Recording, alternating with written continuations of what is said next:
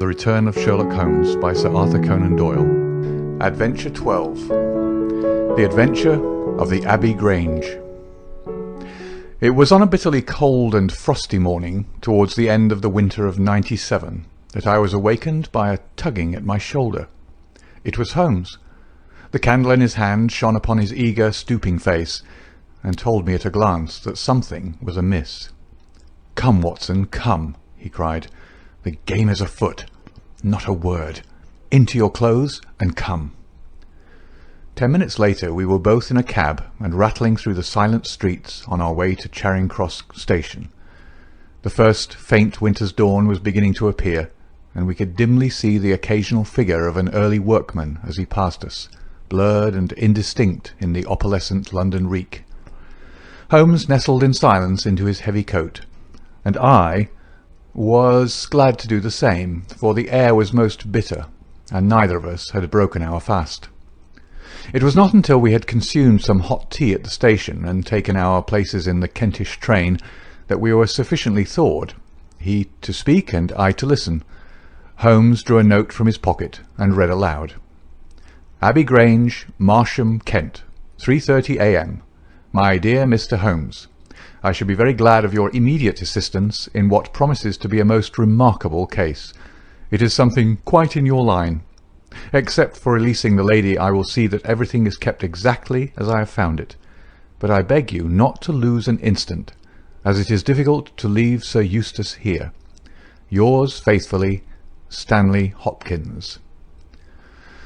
Hopkins has called me in 7 times, and on each occasion his summons has been entirely justified, said Holmes. "I fancy that every one of his cases has found its way into your collection, and I must admit, Watson, that you have some power of selection which atones for much of which I deplore in your narratives. Your fatal habit of looking at everything from the point of view of a story instead of as a scientific exercise has ruined what might have been an instructive and even classical series of demonstrations. You slur over work of the utmost finesse and delicacy in order to dwell upon sensational details which may excite but cannot possibly instruct the reader." "Why do you not write them yourself?" I said with some bitterness. "I will, my dear Watson, I will. At present I am, as you know, fairly busy, but I propose to devote my declining years to the composition of a textbook which shall focus the whole art of detection into one volume. Our present research appears to be a case of murder." "You think this Sir Eustace is dead, then?" "I should say so. Hopkins's writing shows considerable agitation, and he is not an emotional man. Yes, I gather there has been some violence, and that the body is left for our inspection. A mere suicide would not have caused him to send for me. As to the release of the lady, it would appear that she has been locked in her room during the tragedy. We are moving in high life, Watson. Crackling paper, E.B., monogram, coat of arms, picturesque address. I think that friend Hopkins will live up to his reputation, and that we shall have an interesting morning. The crime was committed before 12 last night." "How can you possibly tell?" "By an inspection of the trains, and by reckoning the time. The local police had to be called in. They had to communicate with Scotland Yard. Hopkins had to go out, and he in turn had to send for me. All that makes a fair night's work. Well, here we are at Chislehurst station, and we shall soon set our doubts at rest." A drive of a couple of miles through narrow country lanes brought us to a park gate, which was opened for us by an old lodge-keeper, whose haggard face bore the reflection of some great disaster. The avenue ran through a noble park, between lines of ancient elms, and ended in a low, widespread house, pillared in front after the fashion of Palladio. The central part was evidently of a great age, and shrouded in ivy, but the large windows showed that modern changes had been carried out, and one wing of the house appeared to be entirely new. The youthful figure and alert, eager face of Inspector Stanley Hopkins confronted us in the open doorway. "I'm very glad you've come, Mr. Holmes, and you too, Dr. Watson. But indeed, if I'd my time over again, I should not have troubled you, for since the lady's come to herself, she has given so clear an account of the affair that there's not much left for us to do. You remember that Lewisham gang of burglars? What, the three Randalls? Exactly, the father and two sons. It's their work, I've no doubt of it. They did a job at Sydenham a fortnight ago, and were seen and described. Rather cool to do another so soon and so near. But it is they, beyond all doubt. It's a hanging matter this time. Sir Eustace is dead, then? Yes, his head was knocked in with his own poker. Sir Eustace Brackenstall, the driver tells me.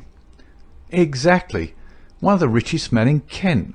Lady Brackenstall is in the morning room. Poor lady. She's had a most dreadful experience. She seemed half dead when I first saw her. I think you'd best see her and hear her account of the facts. Then we'll examine the dining room together. Lady Brackenstall was no ordinary person. Seldom have I seen so graceful a figure, so womanly a presence, and so beautiful a face. She was a blonde, golden-haired, blue-eyed, and would no doubt have had the perfect complexion which goes with such colouring, had not her recent experience left her drawn and haggard. Her sufferings were physical as well as mental, for over one eye rose a hideous plum-coloured swelling, which her maid, a tall, austere woman, was bathing assiduously with vinegar and water. The lady lay back exhausted upon her couch, but her quick, observant gaze as we entered the room, and the alert expression of her beautiful features, showed that neither her wits nor her courage had been shaken by her terrible experience. She was enveloped in a loose dressing-gown of blue and silver, but a black sequin-covered dinner-dress lay upon the couch beside her. "I have told you all that happened, Mr. Hopkins," she said wearily. "Could you not repeat it for me? Well, if you think it necessary, I will tell these gentlemen what occurred. Have they been in the dining-room yet?" "I thought they had better hear your ladyship's story first." "I shall be glad when you can arrange matters. It is horrible to me to think of him still lying there." She shuddered, and buried her face in her hands. As she did so, the loose gown fell back from her forearms. Holmes uttered an exclamation. "You have other injuries, madam. What is this?" Two vivid red spots stood out on one of the white round limbs. She hastily covered it. "It is nothing. It has no connection with this hideous business tonight. If you and your friend will sit down, I will tell you all I can. I am the wife of Sir Eustace Brackenstall. I have been married about a year. I suppose that it is no use my attempting to conceal that our marriage has not been a happy one. I fear that all our neighbours would tell you that, even if I were to attempt to deny it. Perhaps the fault may be partly mine. I was brought up in the freer, less conventional atmosphere of South Australia, and this English life, with its proprieties and its primness, is not congenial to me. But the main reason lies in the one fact which is notorious to everyone, and that is that Sir Eustace was a confirmed drunkard. To be with such a man for an hour is unpleasant. Can you imagine what it means for a sensitive and high-spirited woman to be tied to him for day and night? It is a sacrilege, a crime, a villainy to hold that such a marriage is binding. I say that these monstrous laws of yours will bring a curse upon the land. God will not let such wickedness endure." For an instant she sat up, her cheeks flushed and her eyes blazing from under the terrible mark upon her brow. Then she strong, soothing hand of the austere maid drew her head down onto the cushion, and the wild anger died away into passionate sobbing. At last she continued, "I will tell you about last night. You are aware, perhaps, that in this house all the servants sleep in the modern wing. This central block is made up of the dwelling rooms, with the kitchen behind and our bedroom above. My maid, Teresa, sleeps above my room. There is no one else, and no sound could alarm those who are in the farther wing. This must have been well known to the robbers, or they would not have acted as they did. Sir Eustace retired about 10:30. The servants had already gone to their quarters. Only my maid was up, and she had remained in her room at the top of the house until I needed her services. I sat until after 11 in this room, absorbed in a book. Then I walked round to see that all was right before I went upstairs. It was my custom to do this myself, for, as I have explained, Sir Eustace was not always to be trusted. I went into the kitchen, the butler's pantry, the gun-room, the billiard-room, the drawing-room, and finally the dining-room.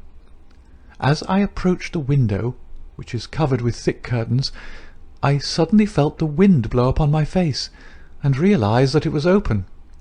I flung the curtain aside, and found myself face to face with a broad-shouldered elderly man who had just stepped into the room. The window is a long French one, which really forms a door leading to the lawn. I held my bedroom candle lit in my hand, and by its light, behind the first man, I saw two others who were in the act of entering. I stepped back, but the fellow was on me in an instant. He caught me first by the wrist and then by the throat. I opened my mouth to scream, but he struck me a savage blow with his fist over the eye and felled me to the ground.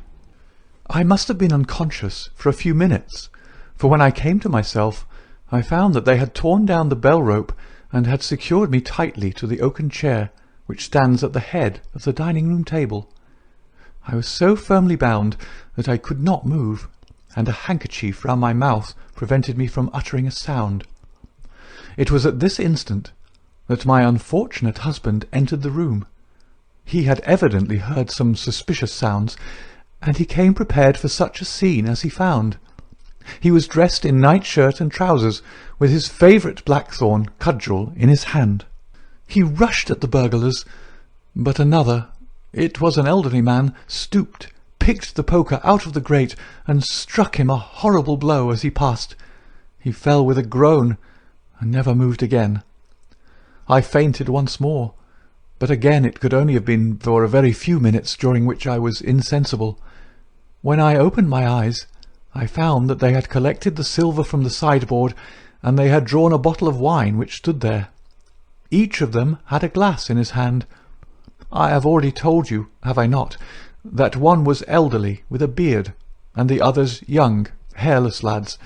They might have been a father with his two sons. They talked together in whispers.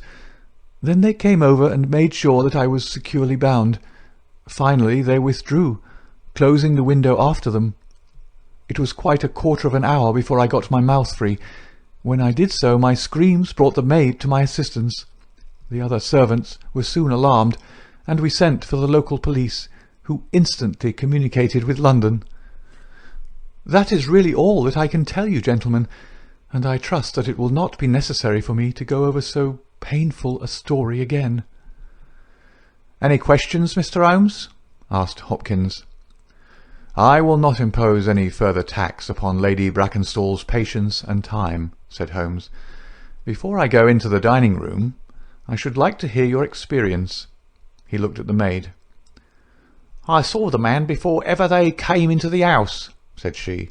"As I sat by my bedroom window, I saw 3 men in the moonlight down by the lodge gate yonder, but I thought nothing of it at the time.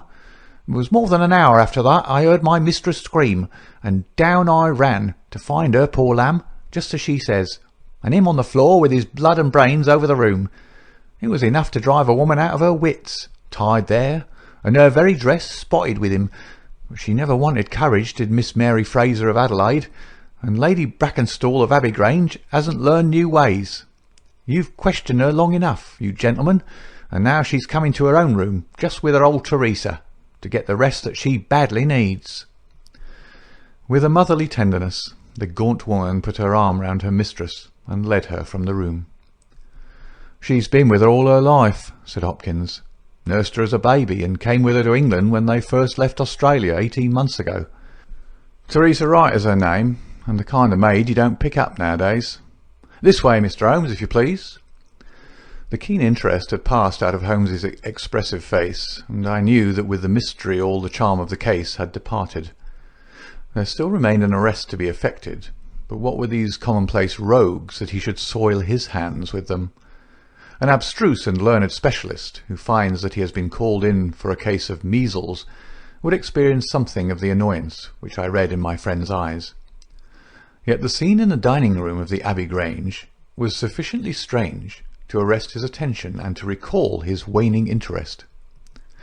It was a very large and high chamber, with carved oak ceiling, oaken panelling, and a fine array of deer's heads and ancient weapons around the walls.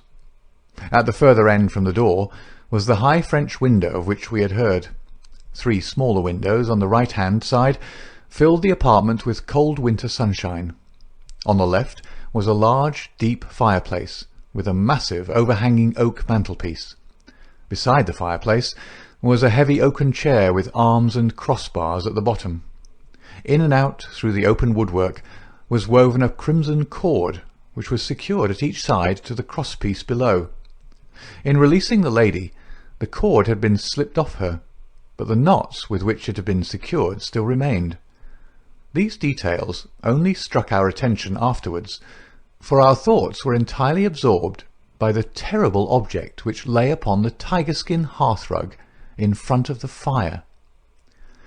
It was the body of a tall, well-made man about 40 years of age. He lay upon his back, his face upturned, with his white teeth grinning through his short black beard. His 2 clenched hands were raised above his head, and a heavy blackthorn stick lay across them. His dark, handsome, aquiline features were convulsed into a spasm of vindictive hatred, which had set his dead face in a terribly fiendish expression. He'd evidently been in his bed when the alarm had broken out, for he wore a foppish embroidered nightshirt, and his bare feet projected from his trousers. His head was horribly injured, and the whole room bore witness to the savage ferocity of the blow which had struck him down. Beside him lay the heavy poker, bent into a curve by the concussion. Holmes examined both it and the indescribable wreck which it had wrought. "He must be a powerful man, this elder Randall," he remarked. "Yes," said Hopkins. "I have some record of the feller, and he's a rough customer. You should have no difficulty in getting him." "Not the slightest. We've been on the lookout for him, and there was some idea that he got away to America. Now that we know that the gang are here, I don't see how they can escape. We have the news at every seaport already, and a reward will be offered before evening. What beats me is how they could have done so mad a thing, knowing that the lady could describe 'em, and that we could not fail to recognise the description." "Exactly. One would have expected that they would silence Lady Brackenstall as well." "They may not have realised," I suggested, "that she'd recovered from her faint." "That is likely enough. If she seemed to be senseless, they would not take her life. What about this poor fellow, Hopkins? I seem to have heard some queer stories about him." "He was a good-hearted man when he was sober, but a perfect fiend when he was drunk, or rather when he was half-drunk, for he seldom really went the whole way. The devil seemed to be in him at such times, and he was capable of anything. From what I hear, in spite of all his wealth and his title, he very nearly came our way once or twice. There was a scandal about his drenching a dog with petroleum and setting it on fire, her ladyship's dog to make the matter worse, and that was only hushed up with difficulty. Then he threw a decanter at the maid, Theresa Wright. There was trouble about that. On the whole, and between ourselves, it would be a brighter house without him. What are you looking at now?" Holmes was down on his knees, examining with great attention the knots upon the red cord with which the lady had been secured. Then he carefully scrutinized the broken and frayed end where it had snapped off when the burglar had dragged it down. "When this was pulled down, the bell in the kitchen must have rung loudly," he remarked. "No one could hear it. The kitchen stands right at the back of the house." "How did the burglar know no one would hear it? How dared he pull at a bell rope in that reckless fashion?" "Exactly, Mr. Holmes, exactly. You put the very question which I've asked myself again and again. There can be no doubt that this fellow must have known the house and its habits. He must have perfectly understood that the servants would all be in bed at that comparatively early hour, and that no one could possibly hear a bell ring in the kitchen. Therefore, he must have been in close league with one of the servants. Surely that is evident. But there are 8 servants, and all of them good character." "Other things being equal," said Holmes, "one would expect the one at whose head the master threw a decanter and yet that would involve treachery towards the mistress to whom the woman seems devoted. Well, well, the point is a minor one, and when you have Randall you will probably find no difficulty in securing his accomplice. The lady's story certainly seems to be corroborated, if it needed corroboration, by every detail which we see before us. He walked to the French window and threw it open. There are no signs here, but the ground is iron hard, and one would not expect them. I see that these candles in the mantelpiece have been lighted. Yes, it was by their light and that of the lady's bedroom candle that the burglars saw their way about. And what did they take? Well, they didn't take much, only half a dozen articles of plate off the sideboard. Lady Brackenstall thinks that they were themselves so disturbed by the death of Sir Eustace they didn't ransack the house as they would otherwise have done. No doubt that is true, and yet they drank some wine, I understand. To steady their nerves. Exactly. These 3 glasses upon the sideboard have been untouched, I suppose. Yes, and the bottle stands as they left it. Let us look at it. Hello? Hello? What is this? The 3 glasses were grouped together, all of them tinged with wine, and one of them containing some dregs of beeswing. The bottle stood near them, 2/3 full, and beside it lay a long, deeply stained cork. Its appearance and the dust upon the bottle showed that it was no common vintage which the murderers had enjoyed. A change had come over Holmes's manner. He had lost his listless expression, and again I saw an alert light of interest in his keen, deep-set eyes. He raised the cork and examined it minutely. "How did they draw it?" he asked. Hopkins pointed to a half-opened drawer. In it lay some table linen and a large corkscrew. "Did Lady Brackenstall say that screw was used?" "No. You remember that she was senseless at the moment when the bottle was opened?" "Quite so. As a matter of fact, that screw was not used. This bottle was opened by a pocket screw, probably contained in a knife and not more than 1.5 inches long. If you'll examine the top of the cork, you will observe that the screw was driven in 3 times before the cork was extracted. It has never been transfixed. This long screw would have transfixed it and drawn it up with a single pull. When you catch this fellow, you will find that he has one of these multiplex knives in his possession." "Excellent," said Hopkins. "But these glasses do puzzle me, I confess. Lady Brackenstall actually saw the 3 men drinking, did she not?" "Yes, she was clear about that." "Then there is an end of it. What more is to be said? And yet you must admit that the 3 glasses are very remarkable, Hopkins." "What? You see nothing remarkable?" "Well, well, let it pass. Perhaps when a man has special knowledge and special powers like my own, it rather encourages him to seek a complex explanation when a simpler one is at hand. Of course, it must be a mere chance about the glasses. Well, good morning, Hopkins. I don't see that I can be of any use to you, and you appear to have your case very clear. You'll let me know when Randall is arrested, and any further developments which may occur. I trust that I shall soon have to congratulate you upon a successful conclusion. Come, Watson, I fancy that we may employ ourselves more profitably at home." During our return journey, I could see by Holmes's face that he was much puzzled by something which he had observed. Every now and then, by an effort, he would throw off the impression and talk as if the matter were clear, but then his doubts would settle down upon him again, and his knitted brows and abstracted eyes would show that his thoughts had gone back once more to the great dining-room of the Abbey Grange, in which this midnight tragedy had been enacted. At last, by a sudden impulse, just as our train was crawling out of a suburban station, he sprang onto the platform and pulled me out after him.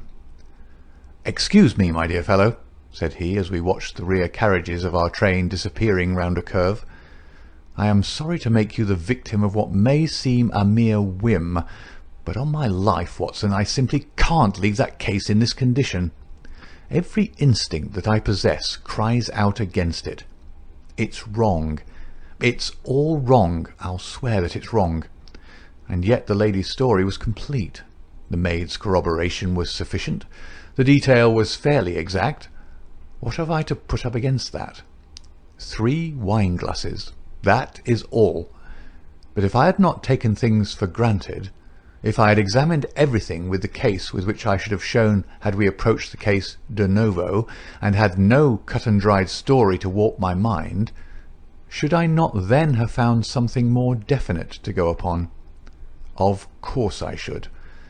Sit down on this bench, Watson, until a train for Chislehurst arrives, and allow me to lay the evidence before you, imploring you in the first instance to dismiss from your mind the idea that anything which the maid or her mistress may have said must necessarily be true. The lady's charming personality must not be permitted to warp our judgment. Surely there are details in her story which, if we looked at in cold blood, would excite our suspicion. These burglars made a considerable haul at Sydenham a fortnight ago. Some account of them and of their appearance was in the papers, and would naturally occur to anyone who wished to invent a story in which imaginary robbers should play a part. As a matter of fact, burglars who have done a good stroke of business are, as a rule, only too glad to enjoy the proceeds in peace and quiet, without embarking on another perilous undertaking.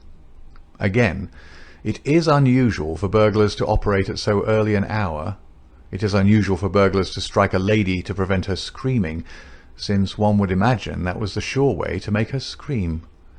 It is unusual for them to commit murder when their numbers are sufficient to overpower one man. It is unusual for them to be content with a limited plunder when there was much more within their reach. And finally, I should say that it was very unusual for such men to leave a bottle half empty. How do all these unusuals strike you, Watson?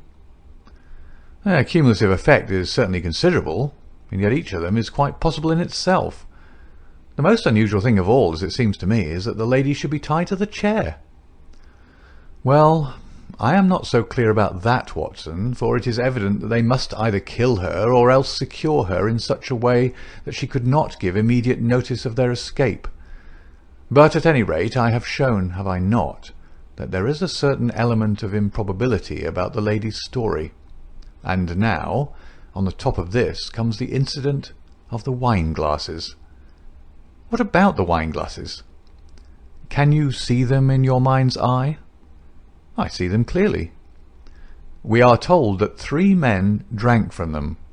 Does that strike you as likely? Why not? There was wine in each glass. Exactly. But there was beeswing only in one glass. You must have noticed that fact. What does that suggest to your mind? The last glass filled will be most likely to contain beeswing? Not at all. The bottle was full of it, and it is inconceivable that the first 2 glasses were clear and the third heavily charged with it. There are 2 possible explanations, and only 2. One is that after the second glass was filled, the bottle was violently agitated, and so the third glass received the beeswing. That does not appear probable. No, I am sure that I am right. What then do you suppose?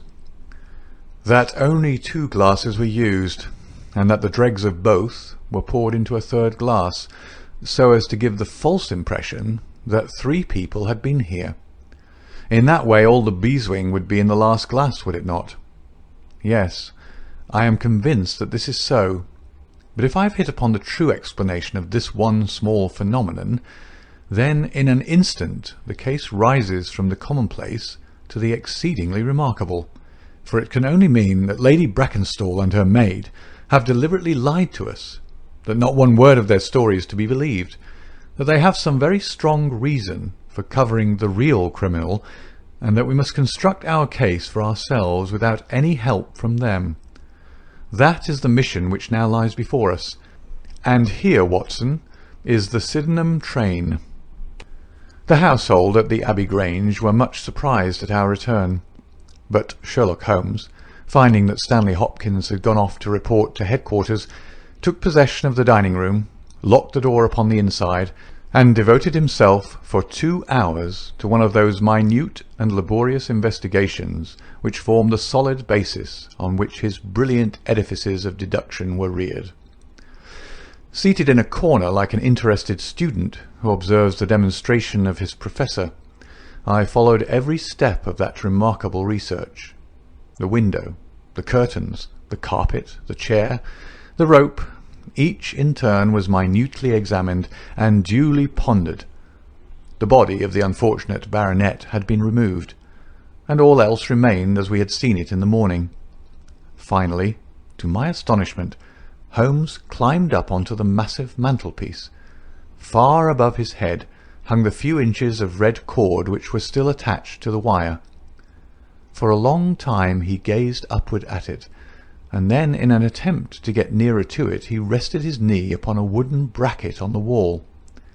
This brought his hand within a few inches of the broken end of the rope, but it was not this so much as the bracket itself which seemed to engage his attention. Finally he sprang down with an ejaculation of satisfaction. "It's all right, Watson," said he. "We have got our case, one of the most remarkable in our collection.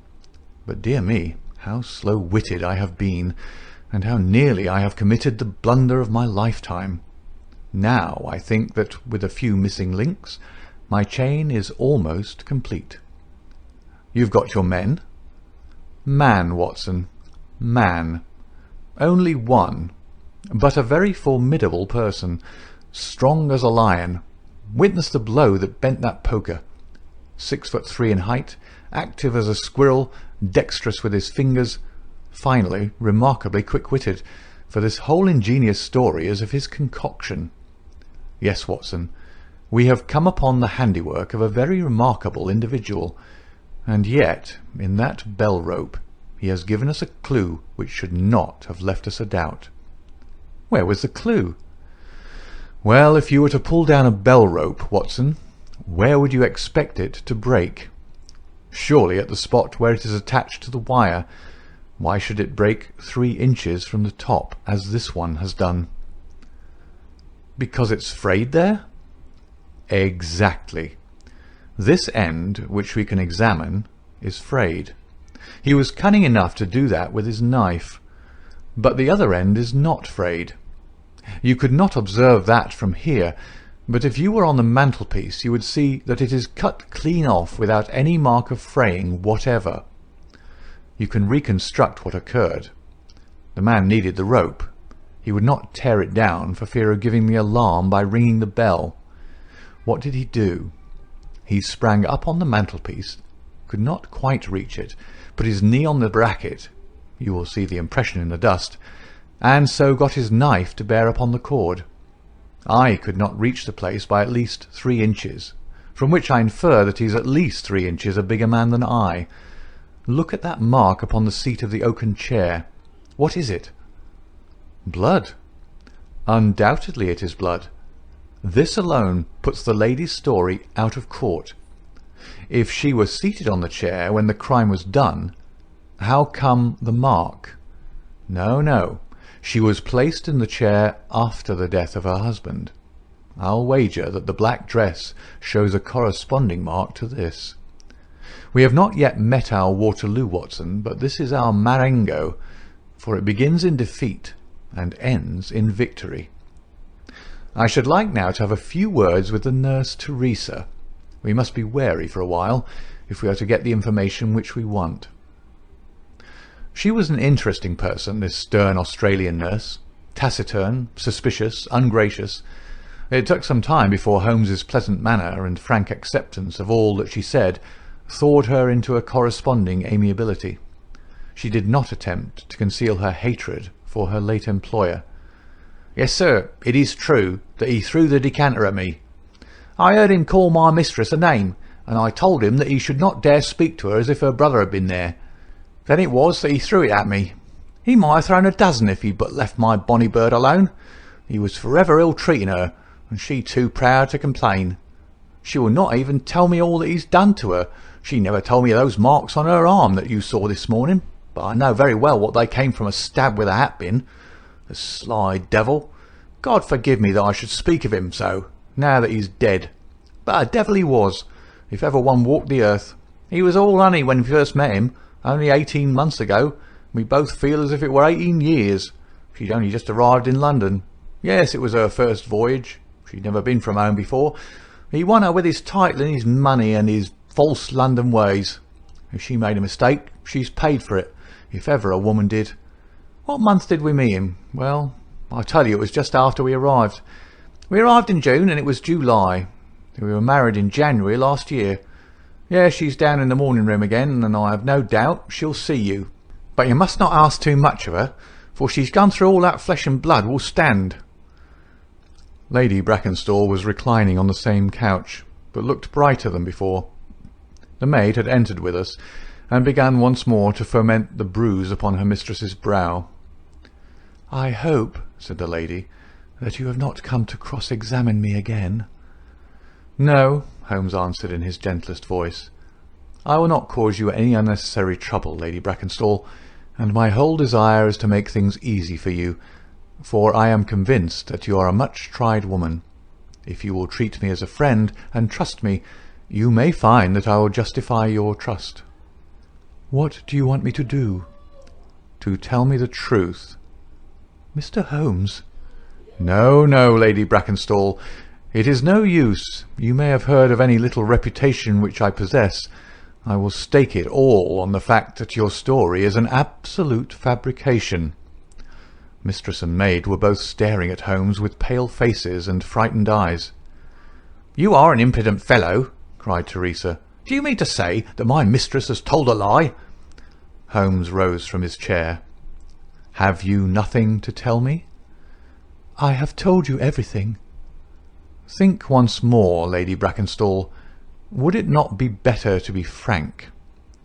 For an instant there was hesitation in her beautiful face. Then some new strong thought caused it to set like a mask. "I have told you all I know." Holmes took his hat and shrugged his shoulders. "I am very sorry," he said, and without another word we left the room and the house. There was a pond in the park, and to this my friend led the way. It was frozen over, but a single hole was left for the convenience of a solitary swan.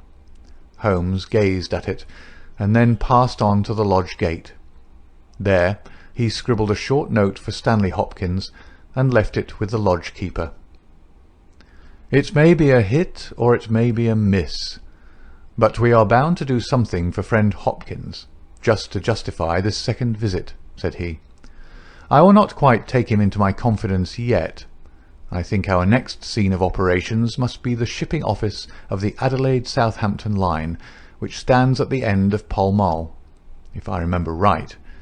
There is a second line of steamers which connect South Australia with England, but we will draw the larger cover first.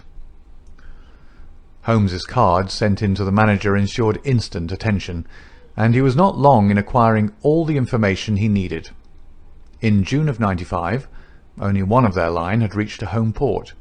It was the Rock of Gibraltar, their largest and best boat. A reference to the passenger list showed that Miss Fraser of Adelaide, with her maid, had made the voyage in her.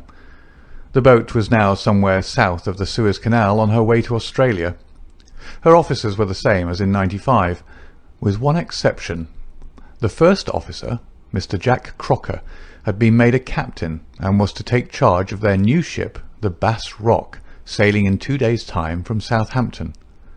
He lived at Sydenham, but he was likely to be in that morning for instructions if we cared to wait for him.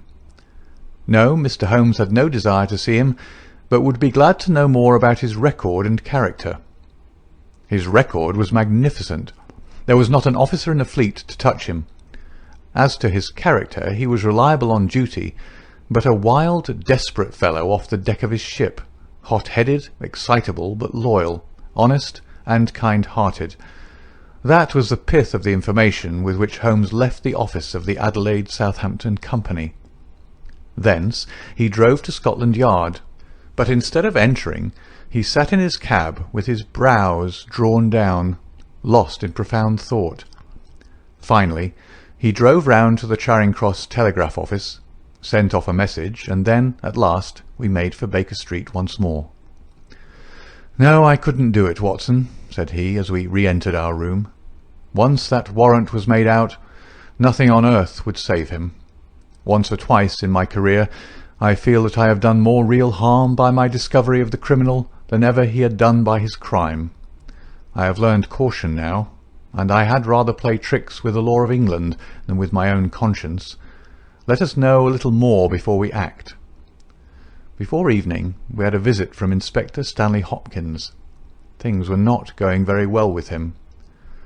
"I believe you are a wizard, Mr. Holmes. I really do sometimes think that you have powers that are not human. Now, how on earth could you know that the stolen silver was at the bottom of that pond?" "I didn't know." "But you told me to examine it." "You got it then?"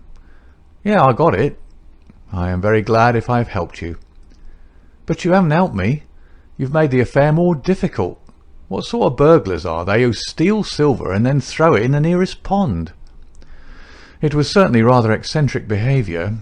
I was merely going on the idea that if the silver had been taken by persons who did not want it, who merely took it for a blind, as it were, then they would naturally be anxious to get rid of it." "But why should such an idea cross your mind?" "Well, I thought it was possible when they came out through the French window. There was the pond with one tempting little hole in the ice right in front of their noses. Could there be a better hiding place?" "Ah, a hiding place. That's better," cried Stanley Hopkins. Yeah, I see it all now. It was early. There were folk upon the roads. They were afraid of being seen with the silver, so they sank it in the pond, intending to return for it when the coast was clear." "Excellent, Mr. Holmes. That's better than your idea of a blind." "Quite so. You have got an admirable theory. I have no doubt that my own ideas were quite wild, but you must admit that they have ended in discovering the silver." "Yes, sir, yes. It was all your doing. But I've had a bad setback." "A setback?" "Yes, Mr. Holmes. The Randall gang were arrested in New York this morning." "Dear me, Hopkins, that is certainly rather against your theory that they committed a murder in Kent last night." "It is fatal, Mr. Holmes. Absolutely fatal. Still, there are other gangs of three besides the Randalls, or it may be some new gang of which the police have never heard." "Quite so. It is perfectly possible. What, are you off?" "Yes, Mr. Holmes. There's no rest for me until I've got to the bottom of the business. I suppose you have no hint to give me?" "I have given you one." "Which?" "Well, I suggested a blind." "But why, Mr. Holmes, why?" That's the question, of course. But I commend the idea to your mind. You might possibly find that there was something in it. You won't stop for dinner? Well, goodbye, and let us know how you get on." Dinner was over, and the table cleared before Holmes alluded to the matter again. He had lit his pipe, and held his slippered feet to the cheerful blaze of the fire. Suddenly he looked at his watch. "I expect developments, Watson." "When?" "Now. Within a few minutes. I dare say you thought I acted rather badly to Stanley Hopkins just now." "I trust your judgment." "A very sensible reply, Watson. You must look at it this way. What I know is unofficial. What he knows is official. I have the right to private judgment, but he has none. He must disclose all, or he is a traitor to his service. In a doubtful case I would not put him in so painful a position, and so I reserve my information until my own mind is clear upon the matter." "But when will that be?" "The time has come. You will now be present at the last scene of a remarkable little drama." There was a sound upon the stairs, and our door was opened to admit as fine a specimen of manhood as ever passed through it. He was a very tall young man, golden-moustached, blue-eyed, with a skin which had been burned by tropical suns, and a springy step which showed that the huge frame was as active as it was strong. He closed the door behind him, and then he stood with clenched hands and heaving breast, choking down some overmastering emotion. "Sit down, Captain Crocker. You got my telegram?" "I got your telegram, and I came at the hour you said. I heard you had been down to the office. There's no getting away from you. Let's hear the worst. What are you going to do with me? Arrest me? Speak out, man. You can't sit there and play with me like a cat with a mouse." "Give him a cigar," said Holmes. "Bite on that, Captain Crocker, and don't let your nerves run away with you. I should not sit here smoking with you if I thought that you were a common criminal. You may be sure of that. Be frank with me and we may do some good. Play tricks with me and I'll crush you. What do you wish me to do?" "To give me a true account of all that happened at the Abbey Grange last night. A true account, mind you, with nothing added and nothing taken off. I know so much already that if you go 1 inch off the straight, I'll blow this police whistle from my window, and the affair goes out of my hands forever." The sailor thought for a little. Then he struck his leg with his great sunburned hand. "I'll chance it," he cried. "I'll believe you, are a man of your word and a white man, and I'll tell you the whole story. But one thing I will say first. As far as I'm concerned, I regret nothing, and I fear nothing, and I'd do it all again and be proud of the job. Damn the beast, if he had as many lives as a cat, he'd owe them all to me. But it's the lady Mary Fraser, for never will I call her by that accursed name, when I think of getting her into trouble. I would give my life just to bring one smile to her dear face. It's that turns my soul into water, and yet, what less could I do? I'll tell you my story, gentlemen, and then I'll ask you, as man to man, what less could I do? I must go back a bit. You seem to know everything, so I expect that you know that I met her when she was a passenger and I was first officer of the Rock of Gibraltar. From the first day I met her, she was the only woman to me. Every day of that voyage I loved her more, and many a time since have I keeled down in the darkness of the night watch and kissed the deck of that ship because I knew her dear feet had trod on it. She was never engaged to me. She treated me as fairly as ever a woman treated a man. I've no complaint to make. It was all love on my side and all good comradeship and the friendship on hers. When we parted she was free woman, but I could never again be a free man. Next time I came back from sea I heard of her marriage. Well, why shouldn't she marry whom she liked? Title and money, who could carry them better than she?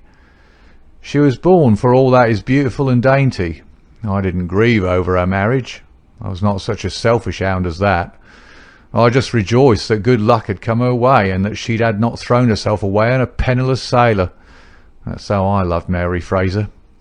Well, I never thought to see her again, but last voyage I was promoted, and the new boat was yet launched, so I had to wait for a couple of months with my people at Sydenham.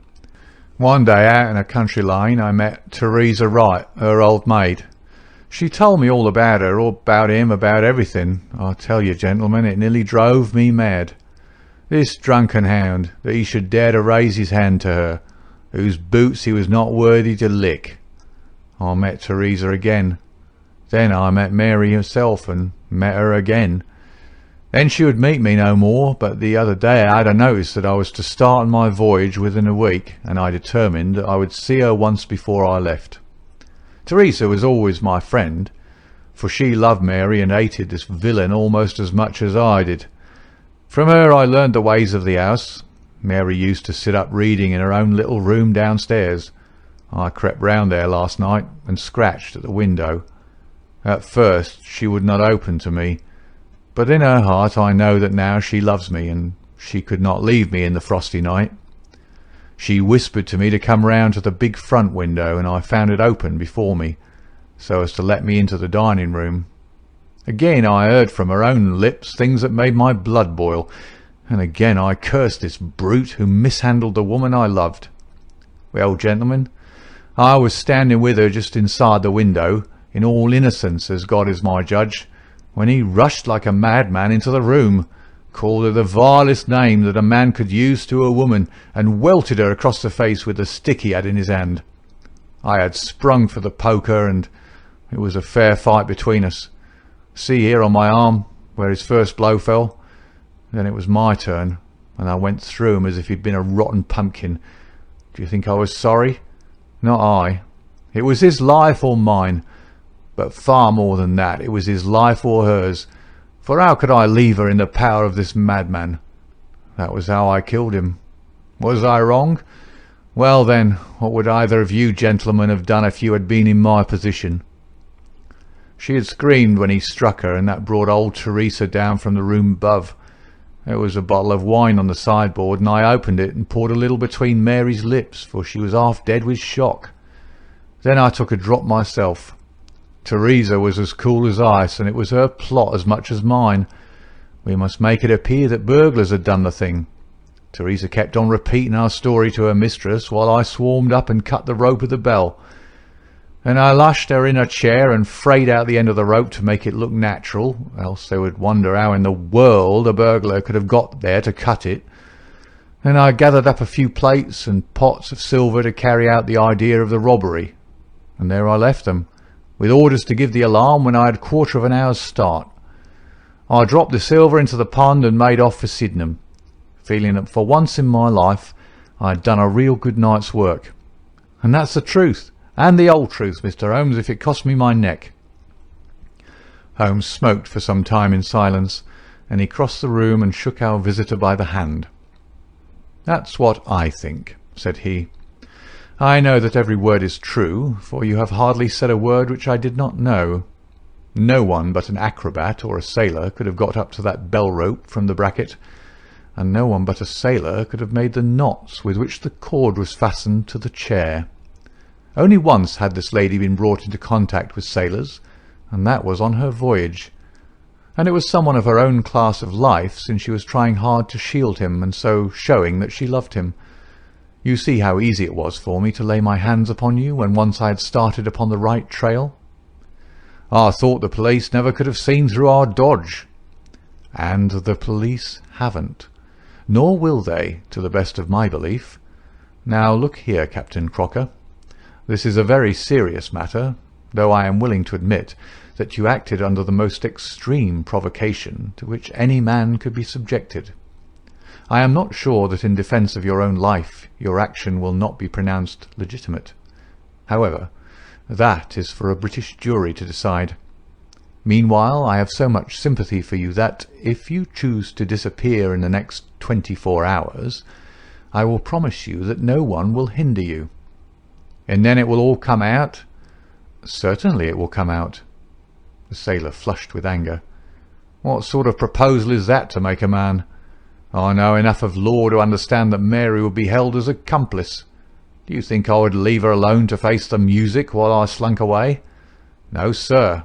Let them do their worst upon me, but for heaven's sake, Mr. Holmes, find some way to keep my poor Mary out of the courts." Holmes for a second time held out his hand to the sailor.